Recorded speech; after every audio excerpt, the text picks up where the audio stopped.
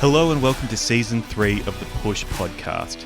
My name is Jack Ferguson, an experienced marketing and sales consultant with a science background, and I'm your host. This season of the podcast is essential listening for small and medium-sized companies looking for their next stage of growth. Myself and other experts will explore common problems in marketing, product, and sales. We will deconstruct them and then detail straightforward, evidence-based remedies for you. I aim to give you both inspiration and practical solutions to push through similar challenges in your own company. Thanks for being here, and don't forget to subscribe on whatever platform you're listening on. Hello and welcome to Season 3, Episode 12 of the Push podcast. Let's have a chat about ghosting. This isn't a dating episode. This is about getting ghosted after you give your client a demo. You do the demo, perhaps you thought it went well, perhaps you didn't, but either way, it's falling flat afterwards. So what's happening here and how can you fix this? If you fix this, you get to close more clients and make more money. So let's talk about that in this episode. Why are your prospects ghosting and what you can do about it? We talk about this through the lens of a hypothetical tech startup Writer, an AI consulting company targeted at law firms. Jordan is the CEO of Writer and is having issues moving prospects from demo to purchase. So let's help Jordan out. Specifics that this episode will cover include what B2B buyers are thinking when evaluating your proposal, the 4 main barriers that get in the way of B2B prospects purchasing from you, what demo to close ratio should you be aiming for, what ratio is too low, how to get buy-in from your prospects' stakeholders, whether or not you should add urgency to a B2B sales process, how to reduce the risk of purchasing for prospects, which in turn makes the sale more likely, the importance of an info pack and the key points it should contain, how to identify areas for improvement in your sales process, and why prospect inaction is more of an enemy to you than competitors. To talk this through, I'm joined by product marketing specialist Alex Urquhart. If you want to find myself or Alex online, please click the links in the description of this podcast on whatever platform you're listening on. Let's get started. Alex, good to talk to you again today. How are you going? Good, mate. Good to be back. Good to chat, and I'm excited to talk a bit more about Writer, the AI startup that you've been helping for a lot of episodes now. We're up to episode 12, so Thanks for helping out Jordan, the CEO, all this time. But he is doing a little bit better with leads now, and he's getting some demos, and prospects are coming through the door, and they're watching demos, but they're ghosting afterwards. What should he do? What questions should he ask? What's wrong? Probably a common one, but yes, it is. I was going to say he's gone over the 80% mark because just getting him through the door and having the demos, I think, is always the hardest thing. I think what could be happening here, I think if you break it down to maybe first principles in that sense, I always think it's like, you hire someone to come and look at this and they'll probably come up with 50 different reasons. And it could be the product, could be the person, could be the demoing, could be the time, could be the market, could be the persona. But I think in some facet, what they're probably coming up against is that they're seeing it. They've been able to generate clearly engagement or interest. The person who's come along is the right person. Hopefully, I'd check that first. Is it the right person they're demoing to? And if so, are they leaving excited? Are you finishing those meetings with, what did you think? And if they go, this is fantastic, I'll talk to my team. But I've seen this like probably the most common one that this happens, and particularly enterprise sales, which is what Jordan's in, is it goes through the process of they do the demo, and then afterwards they go, I'll talk to my team, and it goes quiet because it's sort of a singularity, simple process. Like you sort of wow them and show them the right value, and they get excited. But that next step in your mind, from the vendor's perspective, is they just sign the contract or they ask for a proposal and we move on.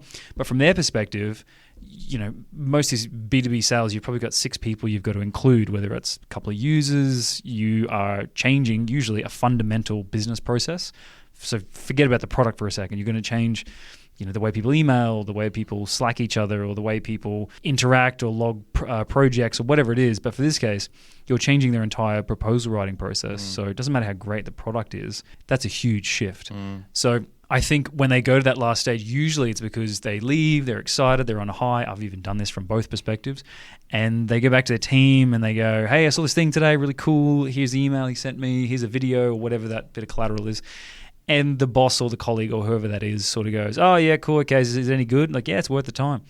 And unless that is a burning need, which we discussed a couple episodes back. It's a very small percentage of people that have this burning need, budget, priority to do it. It'll tend to just go quiet because they'll go, this is really cool, great. Hey, we've got 70,000 things to do today. Yes. Yep. And being busy is so subjective, but it's funny because I remember I've met with graduate engineers, and I've been one, and I can tell you now they're not busy. But but in their context, right, in their mind, their perspective, they've got a full calendar. They've got all these emails they've got to do. They've got no time to do anything else. You go to a CIO, for example, their boss is probably flat out as well. So they sort of see that, and they've got to either understand what their current process is. Is it worth the switch? The time it's going to take to switch, the cost of switching, have we validated the cost, the trust that even though if old mate puts we can 10x your returns of your efficiency, is that true? They're a vendor, so they're going to say that. And it's sort of this sort of like really great process, and then they hit a mountain they have to climb. Yep. And 9 times out of 10, I may have mentioned this on a previous episode, but there's a really good book, and I highly recommend anyone in B2B SaaS look at it, but it's called Jolt, J-O-L-T. And it stands for something that I've forgotten. But it is basically, that's a good description. And it talks about basically the idea that any given pipeline in a B2B sales process, you'll get 40 to 60% will be closed lost because of inaction. Mm-hmm. And people always talk about, we're not making the sales, because of the pricing or the product's not good enough, or, more times than not, so 40 to 60%, more times than not, it's, they see the value and they like it, and the pricing's fine and the product's fine, but it's the perceived effort and perceived risk, and that's the two things they sort of talk about. There's actually 4 things that stop people. It's perceived value is the first one. Like, is the value strong enough? Is it enticing enough for me to do something? Is the pain strong enough? Like, am I in enough pain now? Because if I might look at something and go, that's fit, like a job, right? If you're okay, happy in your job, and you see a really cool job, you're probably not motivated to change. But if you're miserable and you see an okay job, you're probably like, I'm going to jump on this straight away. So it's a good analogy. Yeah. So it's like that motivation to move, and then the 2 middle ones are so it's that perceived effort and perceived risk, and it's perceived because it's like when people procrastinate, right? The actual thing you're trying to do is not that crazy. Yeah. It's possible. It's just you make it out to be bigger than it is in your head. And they said usually traditionally people go for that exact scenario that Jordan's going in, right? Where we're doing the demo and it's not happening, and they go, well, they don't know the value. Send them the pitch deck again, or give them a discount, which is always the Hail Mary pass. Or, Don't do that, by the way, anyone. Thank you. I'm glad you said that. Yeah. Yeah. Yeah, Go on, sorry. It is. It's right. Because, it does make sense, right? Because you look at it from your perspective and you go, how can we make this more enticing? But, like, if they're not going to... it could be pricing. I'm not going to rule it off the table, right? That's a bigger question to actually dive into that. But usually it's they go, hey, we've got to try to push it through here. So if it's perceived effort or perceived risk, how can you make it and go, for example, it's like, hey, we've got to adopt this whole new platform. If you could get it in their head and make them see and realize and understand that, hey, it can actually take a week. It'll take 2 hours of your time maximum, and our whole team will help set you up, and we'll do the first couple of trainings, and it'll be a smooth, sort of easy ride. Whether that's how you do it or not, the point is, if you make it feel simple, quick, and easy, it's far more like, oh, okay, well, that's not too bad. Yes. I can dedicate time to that. Or the perceived risk, and that's the one they dive into a little bit more in this book, is the risk of, it's not that they don't understand the value, they see it, but they go, I'm terrified that if I do this, stop everyone's work, opportunity costs go up, we waste time, we faff around, we get this new thing in, and it's terrible. Like, I'm going to be held accountable, I'm going to get in trouble for this. Like, particularly a startup, there's some companies that are very risk averse. That old saying that no one ever got fired for buying IBM. Yes. Yeah. So it's like, if you can do that, and then people are so terrified to take that next step. So usually it starts with an informing stage, and it starts with building the momentum around the team. So you've got that one person who walks in and talks to 6 others, and they're probably going to relay your message averagely. Like, they're going to retain some of it. Yep. Unless they're jumping out of their seat excited, they're probably going to say, they're probably going to pitch it with some enthusiasm. And the team's going to be, as I said, they're always busy. So if they go, hey, we've got to do this, you want to see it. And if it seemed as a big change, they'll go, yeah, listen, let's park that. If it comes up again, we might address it next quarter. So if you can get people in, my thing is always wider group demo or wider group involvement. How can you go from that one person, and can you make it like a baby step? And every marketer knows this, and salespeople for this matter too. But like, you're better off you got more chance of someone taking 10 little steps than one big one. And it's exactly the same thing. If you finish that, don't scare them and say, hey, if you're in for it, we could do a wider group session. One thing I've seen people before do is go, at the end of this, hey, you don't have to make a decision, say yes or no, but it's interesting to see this is relevant. We said on a company I was at, you'd say, our CEO is an expert in this field. If you would like, he can come do a presentation to your executive team about the future of it and what we're doing and, you know, what the industry needs to be looking at in the next couple of years. And that was extremely enticing. These people were like, yeah, that'll be great. And so sneakily, we got to meet the entire leadership team. And so we built a relationship with them. Well done. Yeah, right. It's like that next step. So so it's and then you know, there's other ones of you know, surveying your team, right? So before you do anything, you've got to define the problem. Like if they're going to make a switch, what is the current state? Is it bad? Is it good? What's missing? What is the future state? Oh, it's really good in sort of these ways, or like it's going to help us in these three areas. So the value between where we're currently at to where it'll be, and trying to measure that and helping them to see that and going like, oh wow, actually we have got all these holes in our process I didn't even think of before. You know, things like surveying, like you can survey their staff members and then say, I'll give you a free presentation back, I'll collate all the information, I'll give you charts and stuff and say, hey, 90% of your team is sick to death of these three things. Do with that as you will. I don't know. But it's another also cheeky way to meet more of their team. Yeah. And then you go back and say, hey, you know, up to you, but I'm just saying your whole team has said these four things are hugely critical. We can solve three of them in next week. It sort of adds that, again, you're looking at not just demo close, which is what we want, but particularly complex, just breaking it down babies and baby stepping it. Yeah. What's your thoughts on it? I see you sort of nodding there. No, I'm fascinated by this. That's really good practical advice, I think. Yeah, I'm very passionate. You can tell, so I'm going to stop myself going off on a tangent. No, that's good. That's good. I like the baby step thing. That's something everyone can think about. So if they are ghosting, typically, what's a baby step that they could take then? Like what's an example of, let's just say just the next one. So I do a demo to a client. They seem pretty interested. There's two people on the call. They go away. I'm not hearing shit from them. Like what could I do? What's the next baby step I could take? I'd probably say for that one, I always recommend, and we've done it with a few clients the last couple of weeks, is you create, you've got a bunch of different names, but we call it like an info pack. Okay. And we try to say like, hey, and we even tell the people during the demo and say, hey, this is what typically happens. You usually leave here, it feels like you're excited. That's great. Chances are you're going to get busy, you know, and I'll just be really honest with them. Be like, hey, I know you're busy. You're going to go back. It's going to fall by the wayside. And then you won't buy what we've sold. Yeah. And that'll piss me off. And then I'll get on a podcast and talk about it. So, and then I'll get in trouble from my boss. So. Yeah. And then I think... So let's not do that. Yeah. So if you go through and just say like, hey, this is what's going to happen. You know, we've created a little pack and I try to keep it as short as possible. But basically addressing those things I sort of mentioned before, like one quick slide or one page of each, and being it sort of... When they go back to the team and they go, here, old mate gave me this leaflet or whatever you want to call it, an info pack. And as much as all the marketers, the digital marketers, they all want to do a landing page, believe me, a PDF goes way further. And you give it to them and it's like, hey, if I design this thing between 5 and 30 seconds, if the boss opens it up and has a quick scroll through it, can they understand what it is? Sort of give them the holy crap moment or the aha moment. What can we do to show them and make it really simple for them to take that next step? So my first step would be to do that and include things like, what is it?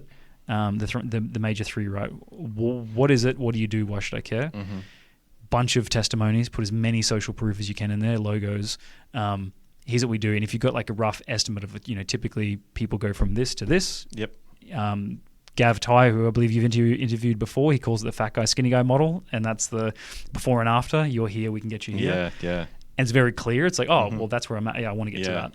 Oh, cool. So you make it there and then finish with, here is, and try to use as much design and simplify it, but here is the steps to get started. Even say in the next 2 weeks, meeting to scope, meeting to implement, train, and go live on day blah, and see success by next week. Sorry, that's probably a bit much. Be careful of when what you're going to commit to, but like sort of show them the way. Say, hey, you've just got to go from here to there. So I think creating that info pack is the first step. That's really cool. And what's coming to mind as you're saying that actually is, I would say don't underestimate how long it might take to write something so short that's enticing. I think it's a Mark Twain quote. If I'm getting it right, it's something about, he said, I would have wrote a long letter or a long book. No, sorry. I would have written a short letter or a short book, but I didn't have enough time.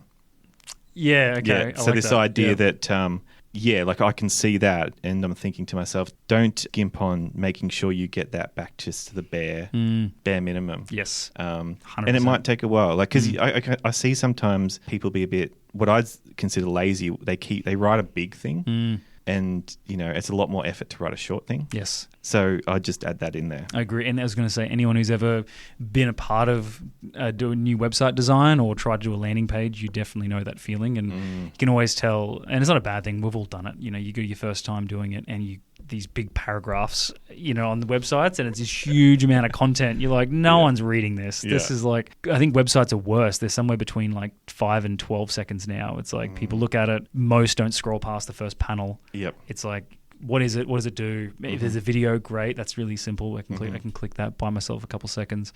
But yeah, so I think, you're exactly right. Like if you can get it down to 4 or 5 pages or even less than that, great. But I guess to that point, can you get them to understand what you do, see the value? And you can also on that same breath as well, if you're very good at the first couple, like if you have the big cliffhanger on page 10, you're going to get lost and no one's going to get to it. But if you can get them up front and make them go, wow, this is amazing, like whatever that save here, or here's an example or a testimony or whatever that looks like, and then they might be more enticed to read on. And then if you can keep them going and then finish with it simply. So yeah, I think doing that, I think talking to them and agreeing without being pushy, but agreeing that next step and just being like, hey, if this is sort of like you're being nice to us and polite, that's fine, mate. Like best of luck. But if you want to look at next steps, I highly recommend we do like a group session. We get everyone together, we run it, we let your team pick it apart. Is this what you want to do? Or we sort of scope the problem is probably the other one as well. It is tricky there because, if you say to a prospect or you say to someone that you're trying to sell to and you go, let's have a session where we scope your problem. It's very one-sided. And they go, well, the only reason you're doing that is because you want to sell to me. Yeah. Like, what do I get out of that? Yeah. Why would I talk to you about my issues? So, I think positioning that or saying like, hey, how about we do, there's a company we used to call it a diagnostic and say, how about we give you a full analysis of whatever you're trying to help them with, in this case, the proposal writing, a full diagnostic of your proposal writing, our recommendations, what you should do, the gaps that and the risks that we see, and we'll give you that as a report. That's it. If you want to go any further, we'll give you the last page of how we can help. If you tear it out if you don't want it, but we'll help you to there. Yeah. And I think same as marketing, right? Every step, everything must have a win-win to it. It's got to be an incentivized. You know what I mean? Very cool. Yeah. Yes. Sorry, you go. No, you go. No, I think with that there. So I think just to recap on that. So I think when they do the leads come through, they do the demo. It's usually, not always, but usually there is this sense of huge amounts of perceived effort and perceived risk, and they're scared to move forward. And again, I think it's in the book too. They talk about the traditional sales close is, hey, we give you this discount, but it's only valid for 2 more weeks. So if you've ever attended an event, you get peppered this all the time, and it's the biggest lie in the world. And they go, oh, well, we're keen to hold this booth for you or this ticket, but you've got to pay by next week, and it's not true. And then people think, oh, if I give them a deadline, a bit of urgency, they'll go ahead. I think maybe that works for B2C. It's like closing down sale. It's something where it's limited. For really complex, high pressure, high risk decisions, it has the opposite effect. And people get angry and they go, actually, oh, you're an idiot. Like that's what they think. Yeah, that's right. Why would we do that? Yeah. And they go like, oh, listen, that's too risky. I'll just wait till next year and I'll revisit this next financial year. So, and then you're cooked. Yes. Yeah. Correct. Yes. Cooked. Exactly right. So it's like, I think there's so much emphasis put on in that little scenario there. Pricing, our competitors, the dev team needs to go overtime and make all this new functionality because clearly people don't see the value. And you see it now by the industry leaders, right? You look at so many of the major products that are doing so well. They're not because they've got all this new functionality or they're just this. It's usually because they've made something insanely simple. Yes. I feel that is the new gold of like Miro or Airtable or, Amazon's done arguably the same stuff on their core website for 2 decades now. But now it's so simple. It's almost one click, or it is one click of the button. You look at Canva now. If anything, the more they go on, the simpler that they get. And it's like you can, without even thinking. I did one with Mira the other day. I tried it out, and before I knew it, in half an hour, the first time I tried it was I'd create a board and I was like clicking on stuff and putting stuff together. And it's like you've got to sort of, that's mature product phase, and I don't put that pressure on a startup. But that whole idea of it should be a no-brainer just to, if you're doing free trials, or if you're doing whatever that first engagement step is, the perceived effort will kill you more times than anything else. Way more. Yeah. And then you were saying too that if people are getting ghosted, it's a good idea to have an info pack so that, they can have a quick look at it, get the value very quickly. It reminds me of a copywriting quote as well that I read a few years ago, and it's like, what's the job of copywriting? To get them to read the next line. Was the quote. I like that. So yeah, you can think about that info pack that way perhaps as well. Yeah. What would you do? Yeah, I like that. So every sentence, like, is it leading on to the next one? But, yes. And if it doesn't hook them, yes. That's right, the whole trailer. If they don't watch the trailer, they're not going to watch the movie. So yeah, I agree. I think also too, there was a point around if you were to ask existing customers, usually best for this, but if you said like, what's the easiest way to adopt this, or even if you're in that first meeting with the prospect as well, and you're sort of talking about, hey, if you go ahead with this, and be like, hey, just for argument's sake, and I've used this line, and just how I'm legitimately doing research, I'm keen to understand. If you were to go ahead with something like this, you don't have to, but if you were, what would you? How would you deploy this, or how would you do it? Because we understand it can be complex, and we're trying to engineer our process to make sure it's super easy for you guys. And usually people are very open, and they'll talk about it. They said, unless so and so agrees to it, you get nowhere. Or it's like the principal lawyers or the partners at the law firm, they will never negotiate on this and this. And it's awesome. Write that down, because that's something you'll have to come up against. So the more complex the sale, the more complex the product, there's all those little things you've got to tick off on, and you've got to sort of navigate. That's an argument of like, I don't think you can substitute that with, free trial, because there's so many moving pieces. That's when the salespeople have to step in. But yeah, I think it's usually that, or try and follow people up and even ask them why they're not going ahead. That whole, like even the point on questions last, or the episode before was about, make sure you ask the right questions. And you say, so why don't you want this? Most times people say, listen, it's just not a good time. I'm a bit busy. I got a lot on, and it's the nice guy political way to get out of it. And I remember I did for a company I used to work at, and we asked everyone why they didn't go ahead, and we wrote down the reason. And it was like 60%, not the right time. And that means nothing, because then that's out of our control. If it's not the right time, we can't control that. So, and if the right time isn't defined as well, like what makes it the wrong time? That's right. And if you can ask a good question, right? If you can ask them that of like, so what would the good time? What would a good time look like? To an extent, right? That sounds like what would a good time look like? You get a mixed view of answers on that one. So this is a marketing and sales podcast, but take that how you will. It's interesting because there's also, what's his name? Who was it? Alex Hormozi. So I'm hot and cold with him as well. Like, I think some of the stuff he's got to say is very good. Some stuff I think is a bit ludicrous. That's just my opinion. But I think his one's about phrasing those questions of, you have to sort of be not forceful. You have to be upfront and assertive in certain ways, because people just won't make change unless you would encourage them. But I think I would not answer questions like that, or what would the right time look like, or I think questions, you said one the other day of like, well, what would have to happen? What would you need to see for this to be a better time to go ahead? Or like, if you could change one thing to implement this now or next week. What would have to happen in the next couple of weeks for you to implement this? And it's like, we don't have budget. Cool. When do you have budget? Next financial. Okay, cool. We'll put a date there then. I think there is a bunch of different ways there, and I think if you're getting the leads in, again, if you're making sure they're the right person, and double check that as well too. I know there was a company I worked for as well that did more than the simpler B2B and did free trials.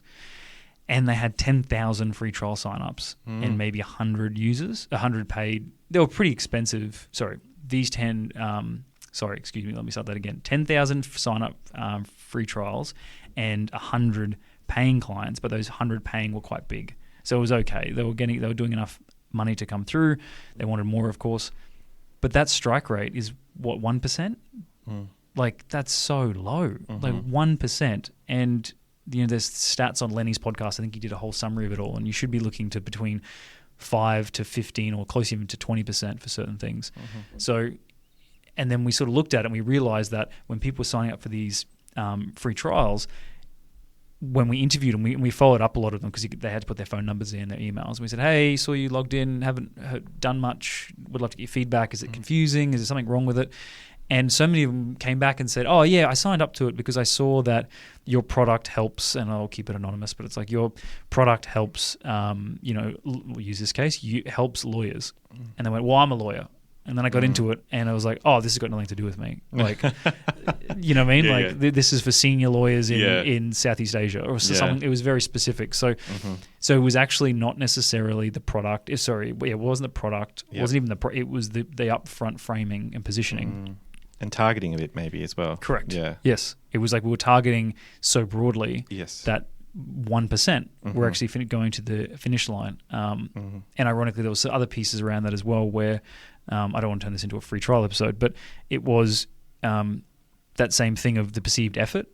And it was like probably close to 8 pages they had to click through. It was like filling out more details and setting this up and then upload this document. And so many people got, I think it was close to 80% weren't completing that because they were like, I just want to have a look at it. Yeah. Can I just have a click around, put some fake data in it? I just want to see what it looks like. There's a funny, I can't remember his name now, it's going to kill me as well, but he posts a lot on LinkedIn and he's got, one of his quotes is, dear all B2B and enterprise software companies, show the product, you cowards. And it's got like 1,000 likes and all this stuff. And it's like, you look at all these companies when you go to their website and it's like, hey, we can transform the way you operate. And it's like, just what does it do? Yes. Show me the thing. Yes. And I'll assess if it's okay or not. So amazing, Alex. I thought that was great. Good. Good. Hopefully people got something out of that. But I think they did. Good. Yeah. Good. So I think summarizing that, if you're getting leads coming through and they're stopping, it may be value, it may be targeting, as we were just saying before. It could be a bunch of different things. But more often than not, and it's becoming a more and more common trend, people get value. And if they've seen a demo, they probably get it. They've seen it. It's usually one of those 4 things. The current state's not painful enough. The future state is not desirable enough. The process to get there is either too risky or is perceived as too much effort. And if you can modify any one of those 4, and that goes to all those baby steps, and this actually goes across any sort of taking action, right? It's like there needs to be a desirable state, a painful middle state, and an easy process to get there, then they're never going to go ahead. And so everyone sees that second one of what is the desired end state and needs to be more and more valuable. That people only focus on 1/4 of the equation. Like they just keep amping the value and they offer discounts and they throw in more things. And it's like this person would have gone ahead at double the price if they could get set up. It doesn't interrupt anything, and they're never going to get in trouble. So there will be one, because again I promise this is the last thing I'll say. But there is one more thing around the perceived risk, because I realized I didn't talk about the perceived risk. Having things in there that like bailout clause, or having things to say, hey, listen, if you go through this, or this extreme version, but you say, hey, we know we don't disrupt what you're currently doing. Let's get you set up for the first, pay nothing for the first 2 months or whatever that period is. We'll get you set up. And if you get through it and you start using it and you hate it, then we'll give you money back, we'll cancel the contract, and we'll call it a day. After 3 months, you've got to treat it like a normal contract. We have to run a business here. But we just want to reduce that risk way down. And so if you can see the value and you enjoy it, then you keep going and you pay those 3 months back. But we just want to make sure that you're never going to be in trouble by your boss, that if someone comes looking for you, it's not you at fault. If you can do that and make it easy to go ahead, I reckon you'd see 10x, and 10x is a lot, more and more people go from that lead stage to at least wanting to take it seriously. That's awesome. That's my 2 cents. I'm sticking to it. Fantastic. Well, thank you very much for that, Alex. People get a lot of value out of that. You've got a lot of wisdom, so appreciate you sharing it. Awesome, mate. Thanks very much. All right. Talk soon. See you, mate.